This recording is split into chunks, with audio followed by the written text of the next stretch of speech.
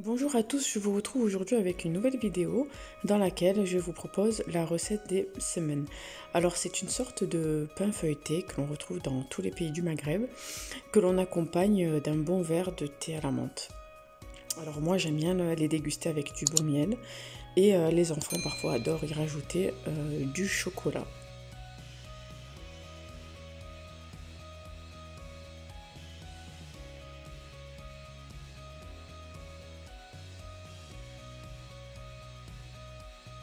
C'est parti pour les ingrédients.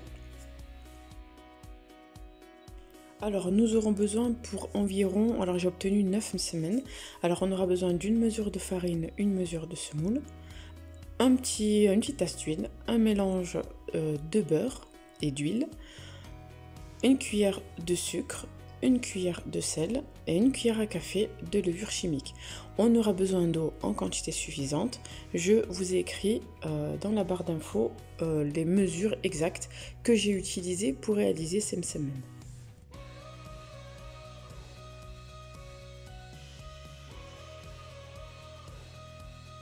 Alors je vais prendre un grand récipient pour commencer. Je vais rajouter tous mes ingrédients. Alors la semoule, la farine, le sel, le sucre. Je vais rajouter une cuillère de levure chimique. Alors il y a plusieurs recettes qui existent. La levure chimique en fait va nous aider lors de la cuisson à faire gonfler le msemen, ce qui va nous donner un joli feuilletage. Ensuite je vais rajouter l'eau petit à petit. Alors pour réussir cette recette, il est très important de bien travailler la pâte afin de lui donner toute son élasticité.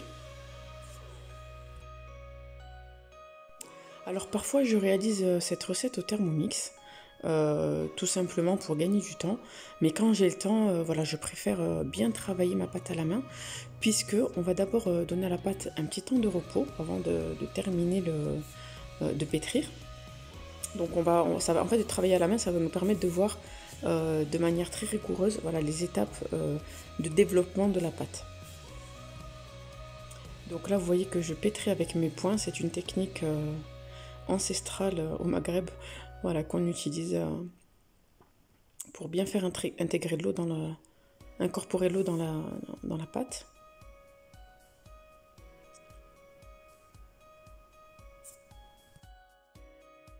Donc pour être plus à l'aise, je vais poursuivre le pétrissage sur mon plan de travail bien propre évidemment. Et là, je vais laisser poser ma pâte 10 minutes avant de poursuivre le pétrissage. Donc au bout de 10 minutes, je reprends ma pâte et je vais y incorporer l'eau petit à petit.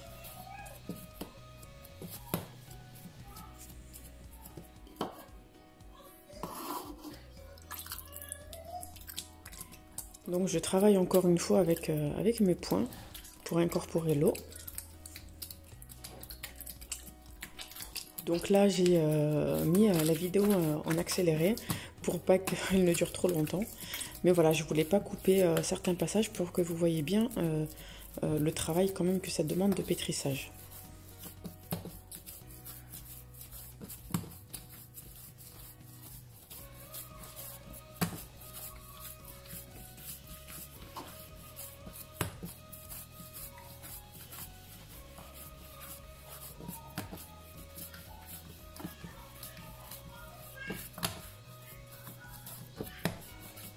Donc là, je suis pas très loin de la texture qu'il faut obtenir, mais j'ai à nouveau rajouté de l'eau. Donc on doit obtenir une pâte très souple, légèrement collante, pour pouvoir ensuite façonner nos msemen.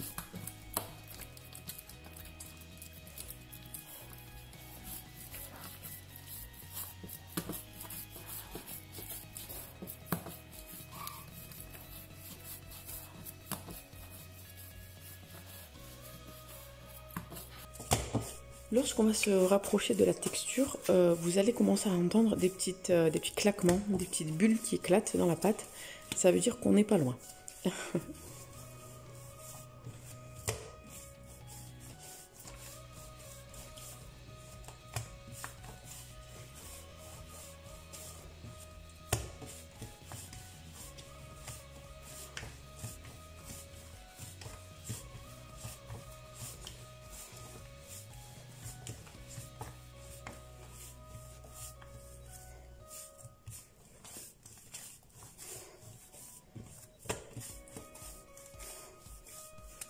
Donc la pâte commence à adhérer légèrement au plan de travail, sans trop coller non plus.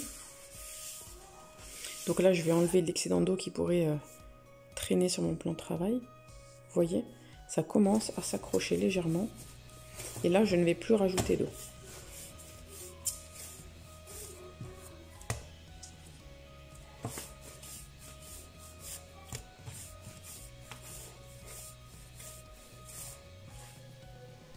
Donc vous voyez qu'on a obtenu une pâte déjà bien élastique. Vous voyez. Et la deuxième chose très importante, ce sera le temps de repos. Donc je vous montre la texture de plus près. J'ai une pâte bien homogène, bien lisse et qui colle légèrement au doigt.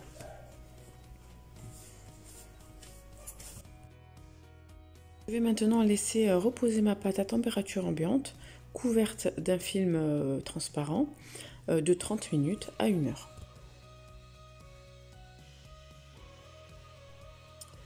Au bout d'1 heure, je vais former mes petites boules de pâte qui me permettront de façonner mes semaines.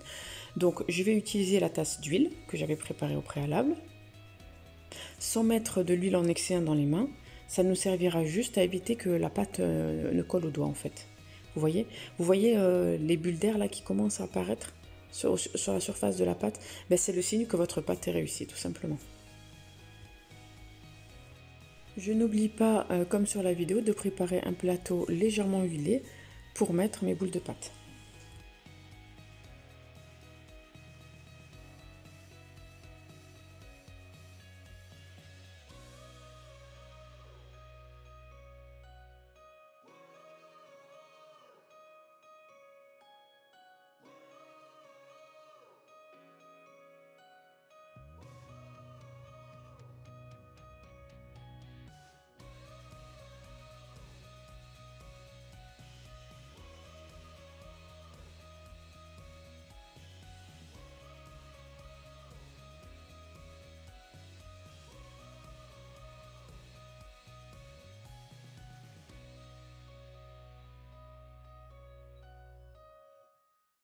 Après avoir façonné mes boules de pâte, je vais les couvrir d'un film alimentaire et laisser poser durant environ 15 minutes.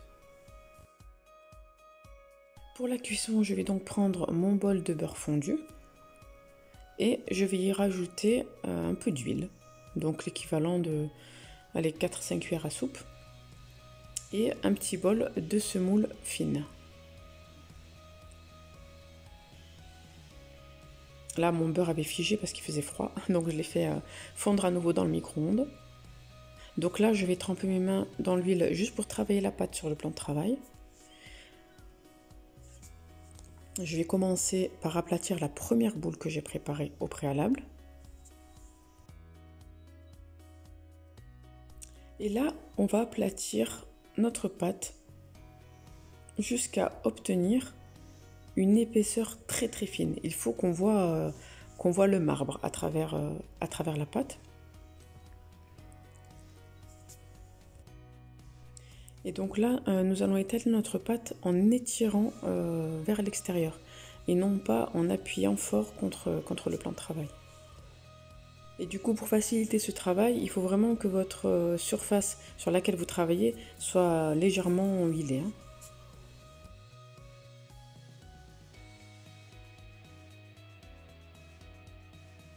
Alors pour s'aider encore un petit peu, on peut tirer la pâte de cette manière-là, en évitant les trous.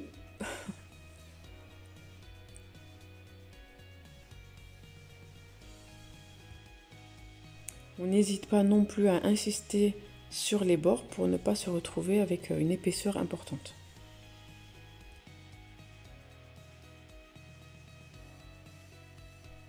Une fois ma pâte bien étirée, je vais arroser à l'aide d'un pinceau ma pâte d'un mélange beurre et huile, le mélange que nous avons préparé tout à l'heure.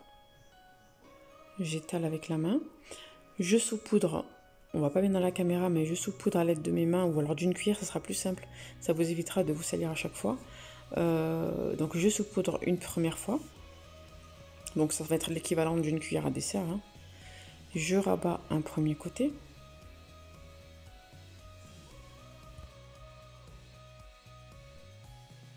Je rajoute un tout petit peu de matière grasse. Je rajoute un peu de semoule. Je rabats un deuxième côté.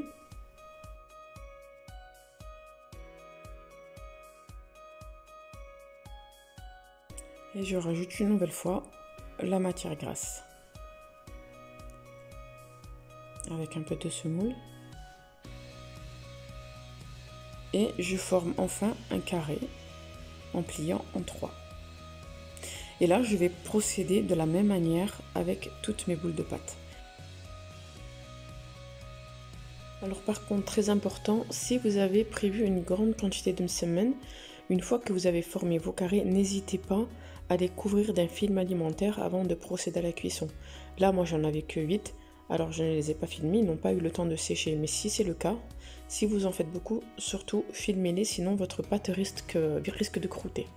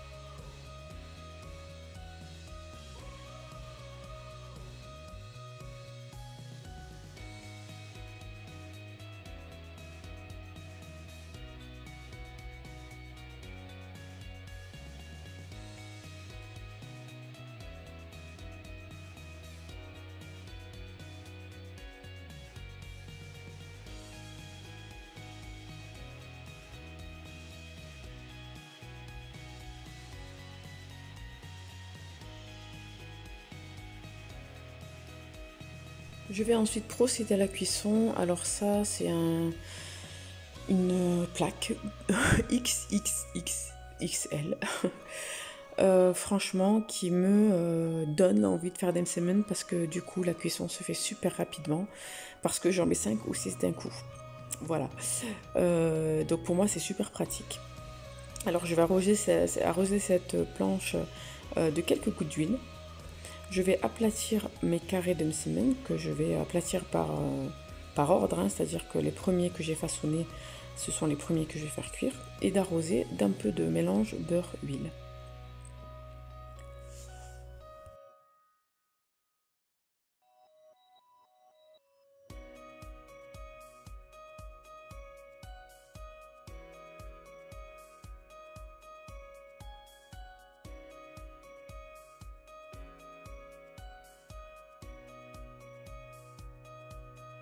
Donc pour cuire mes semaines, je vais les retourner de temps en temps. Je n'attends pas qu'une face soit cuite pour la retourner, c'est-à-dire que je vais la retourner même si une des faces est blanche. Donc voilà, je fais des allers-retours comme ça sur la plaque pour que mon semaine gonfle. Et là, c'est le signe que votre pâte est réussie encore une fois. Voilà, là je vous montre sur le côté, vous voyez.